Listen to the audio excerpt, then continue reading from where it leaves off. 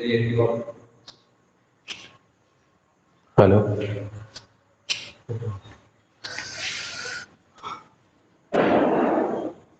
Hi everyone.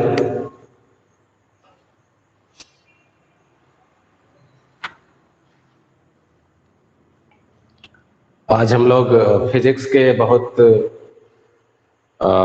अच्छे topic पे हैं। आज हम लोग ग्रेविटेशनल फोर्स, गुरुत्वाकर्षण बल के बारे में जानेंगे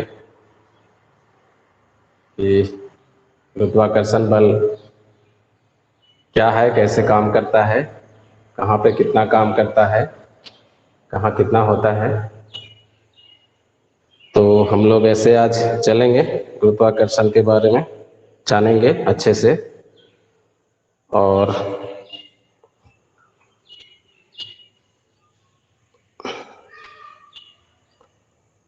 सबसे पहले गुरुत्वाकर्षण के बारे में जानने से पहले हमें ये जानना होगा कि गुरुत्वाकर्षण है क्या। गुरुत्वाकर्षण के बारे में बताया किसने? गुरुत्वाकर्षण आखिर ऐसी कौन सी चीज है जिसका इतना इफेक्ट है हम लोगों के जीवन पे। तो हम यहाँ पे देख रहे हैं कि गुरुत्वाकर्षण यानी ग्रेविटेशनल फोर्स जो होता है, गुरुत्वाकर्षण बल, गुरुत्वाकर्षण जो भी है, तो आप यहाँ पे देख लीजिए कि हम जिस पृथ्वी पर रहते हैं, ब्रह्मांड में जहाँ पे हम लोग रहते हैं, तो उसमें कुछ ना कुछ ऐसा है जो हमें पृथ्वी की ओर खींचता है। कोई भी वस्तु जब हम ऊपर की ओर फेंकते हैं तो वो नीचे की ओर आता है। तो ये तो बहुत पहले से आ रहा था, लेकिन इसकी एक्चुअली जानकारी किसी को नहीं थी पहले से। अब ये जानकारी अब हुई। कब हुई? तो ये हमारे एक बहुत ही प्रसिद्ध वैज्ञानिक हैं, न्यूटन महोदय। उन्होंने 1686 ईस्वी में उन्होंने पाया कि गुरुत्वाकर्षण बल जो है वो हमारे पृथ्वी में है और हमको पृथ्वी की ओर खींचता है। जब एक पेड़ के नीचे से गुजर रहे थे तो पेड़ का फल जो है वो नीचे गिरा, तो उनको आश्चर्य हुआ कि ये फल जो है कि नीचे क्यों गिर रहा है, ऊपर क्यों नहीं जा रहा है, इधर उधर क्यों नहीं जा रहा है, सीधा ऊपर से नीचे ही आ रहा है।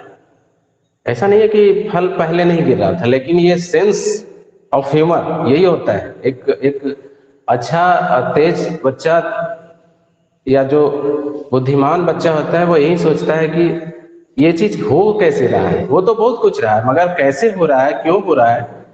सबसे पहले इसके बारे में हमारे वैज्ञानिक न्यूटन महोदय ने अच्छे से एक्सप्लेन करके बताया। और ये बताया कब? 1686 ईस्वी में। 1686 ईस्वी में इन्होंने जो है, न्यूटन महोदय ने ये हमको गुरुत्वाकर्षण का बल का जो है कि नियम दिया। और इसी के आधार पर जो है कि कोई भी वस्तु जो है वो पृथ्वी के बल के कारण जो है कि पृथ्वी पर टिका हुआ है।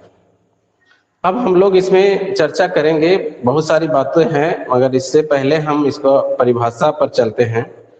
तो परिभाषा इसका क्या बनेगा? ब्रह्मांड के प्रत्येक कणों में उसके द्रव्यमान के कारण, ब्रह्मांड के प्रत्येक कणों में उसके द्रव्यमान के कारण उनके बीच आकर्षण बल लगता है। उनके बीच आकर्षण बल लगता है, इसे गुरुत्वाकर्षण बल कहते हैं। क्लियर है? अर्थात दो वस्तुओं के बीच लगने वाले आकर्षण बल गुरुत्वाकर्षण बल कहलाता है। गुरुत्वाकर्षण बल के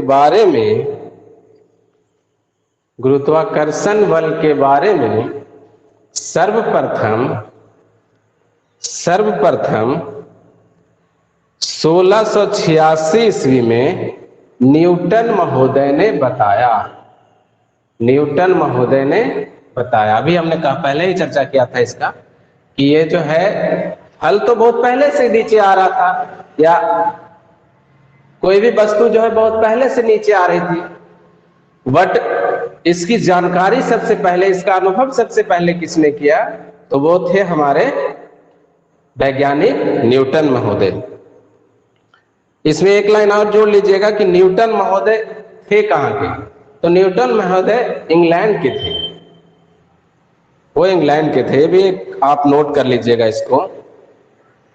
अब परिभाषा से हम क्लियर समझ रहे हैं कि दो वस्तुओं के बीच लगने वाले आकर्षण बल, यानी एक वस्तु जो है वो m है, m1, और दूसरी वस्तु जो है m2। अब ये वस्तु जो है ये डिपेंड करता है कि आपका, दोनों वस्तु है मगर इसका जो है, इसमें मैटर क्या करता है? मास। मास यानी द्रव्यमान। कौन वस्तु? एक वस्तु है जो है 1 kg का, एक वस्तु है 1 kg का, और दूसरी वस्तु है 4 kg का। तो अगर दोनों को हम आसमान में उछालेंगे, दोनों को हम ऊपर की ओर फेंकेंगे, तो कौन सी वस्तु जो है, कौन सी वस्तु जो है वो पहले आएगी? नीचे। तो ये एकदम साधारण सी बात है। कोई भी बच्चा बोल देगा कि सर पहले आएगा कौन सा? 4 kg का, क्योंकि इसमें वजन ज्यादा है, तो ये जो है कि जल्दी तेजी से इस पर जो है गुरुत्वाकर्षण बल कार्य करेगा, और ये आसानी से जो है कि नीचे की ओर आएगी। Clear that? तो ये एकदम क्लियर कट में समझना है कि दो वस्तु है m1 और m2, ये दोनों में जिसका वजन ज्यादा होगा वो पृथ्वी की ओर ज्यादा आकर्षित होगा, वो उस पर गुरुत्वाकर्षण बल ज्यादा काम करता है। तो ये आगे करके हम अभी परिभाषा के माध्यम से सिर्फ बताए हैं, इसको हम और डिफाइन करेंगे और इसका सिद्ध करके भी बताएंगे। अभी थोड़ा सा आगे देखिएगा इसको।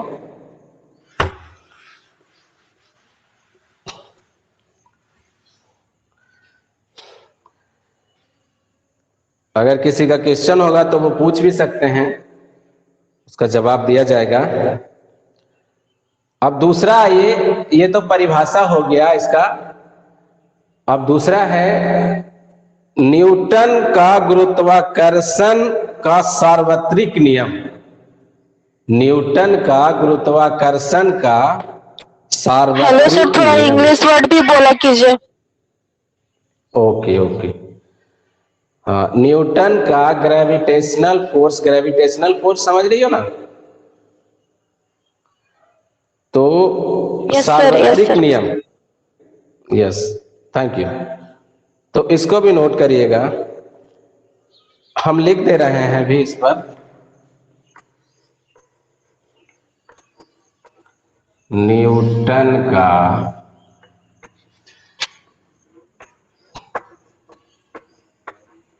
गुरुत्वाकर्षण बल का सार्वत्रिक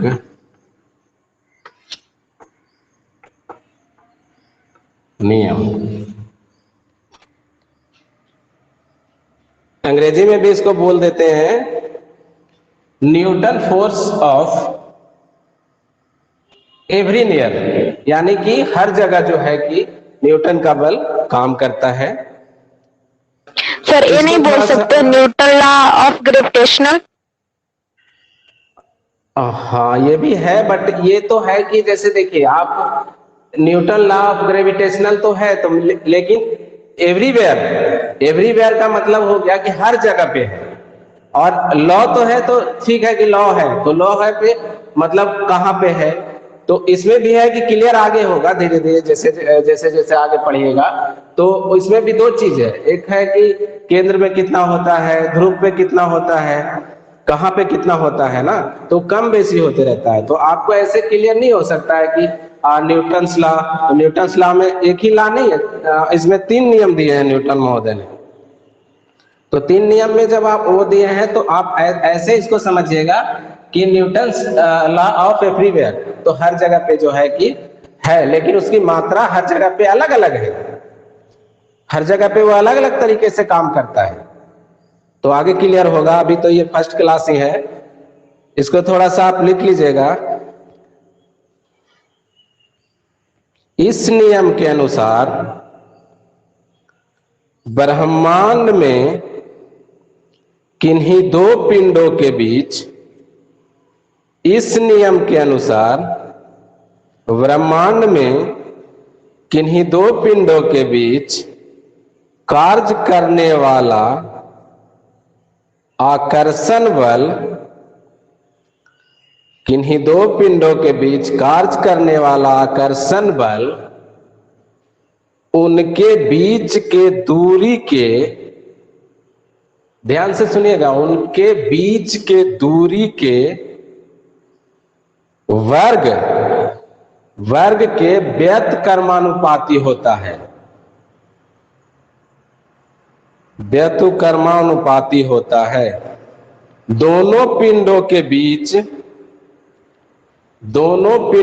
बीच लगने वाला बल, दोनों पिंडों के बीच लगने वाला बल को मिलाने वाली रेखा के दिशा में, मिलाने वाली रेखा के दिशा में कार्य करती है।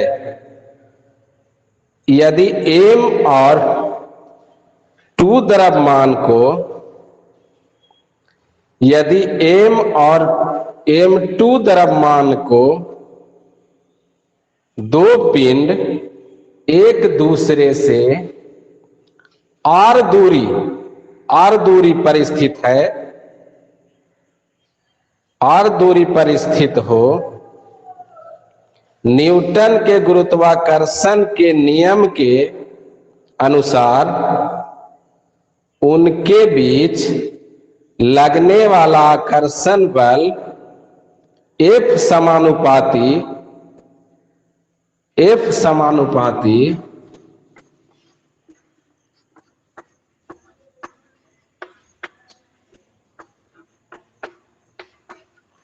समानुपाती m1 minus m2, m1 minus m2 F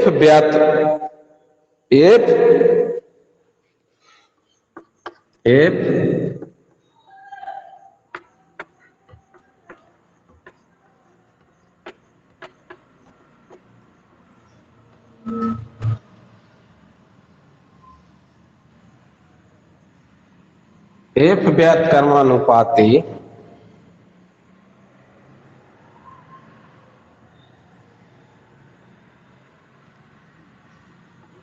F बटे R स्क्वायर, इसको समझिएगा।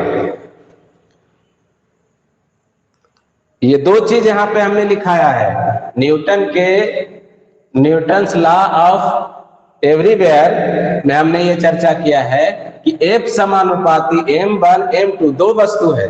अगर आप कहीं से भी पृथ्वी पर अगर आप हैं, ब्रह्मांड के किसी भी कोने में अगर आप हैं, आप दो वस्तु को लीजिएगा, अगर दोनों वस्तु सामान्य होगा, यहां पे भी मैटर है, अगर दोनों वस्तु सामान्य भार का होगा, जैसे एक वस्तु ये भी है जो 4 kg है और ये भी है जो दूसरी वस्तु भी 4 kg है, तो जब ये दोनों वस्तु 4 kg का होगा तो इस पे भी मैटर करता है कि कौन वस्तु जो है पृथ्वी की ओर जल्दी आएगा। तो इसमें अगर आप डिपेंड करता है कि इस वस्तु को आप कहां से पृथ्वी पर गिरा रहे हैं। जी का मान केंद्र में शून्य होता है, केंद्र में काम नहीं करता है, तो इस चीज को भी थोड़ा सा बाद में इसको समझ में आएगा। अभी इतना ही समझिए आप लोग कि F समानुपाती जब न्यूटन का लॉ काम करेगा, कोई भी वस्तु कहीं भी एवरीवेयर, तो दो अगर वस्तु है m1 m2, तो F प्रोपोर्शनल m1 m2, तो उसका उल्टा हो जाता है व्युत्क्रमानुपाती यानी उल्टा, तो F बटे R स्क्वायर यानी त्रिज्या जो है उसका वो मैटर कर जाता है। त्रिज्या समझ रहे होंगे, त्रिज्या समझ रहे होंगे। तो त्रिज्या जो है उसका वो दूरी के अनुसार जो है कि एक वस्तु को अगर हम, ये m1 वस्तु है और ये m2 वस्तु है, दोनों दो वस्तु है, एक ये है एक ये है। अगर ये दोनों वस्तु को, एक वस्तु को हम रख देते हैं 4 यानी कि 6 फीट पर और एक वस्तु को हम रख देते हैं 8 फीट पर, तो जो वस्तु, और एक ये दूरी दे देते हैं, मान लो बीच में आना है, तो ये क्या हो जाएगा कि अगर 6 केजी का वस्तु है तो ये जो है कि ज्यादा वजन वाला वस्तु जल्दी खींचता है, उसमें ज्यादा होता है, ये मास ज्यादा होने के कारण, द्रव्यमान ज्यादा होने के कारण वो जो है कि जल्दी खींचता है, तो वो जो है जल्दी आएगा। लेकिन एक फर्क पड़ता है कहां पे, कि ये वस्तु है कहां पे, एक्चुअली ये वस्तु हमने रखा कहां पे है। तो यही जो ये त्रिज्या की जो हम आर स्क्वायर की जो बात कर रहे हैं, यही है कि किस केंद्र पर है, कहां पे है। वो जब क्लास आगे चलेगा ना तब क्लियर होगा। अभी जैसे इतना ही समझिए कि कोई भी वस्तु जो होता है गुरुत्वाकर्षण ग्रेविटेशन में, तो वो जो होता है कि हमेशा हर जगह पे उपलब्ध है गुरुत्वाकर्षण बल, मगर हर जगह पे उसका अलग अलग जो है कि कंडीशन के अनुसार अलग अलग उसका मान है।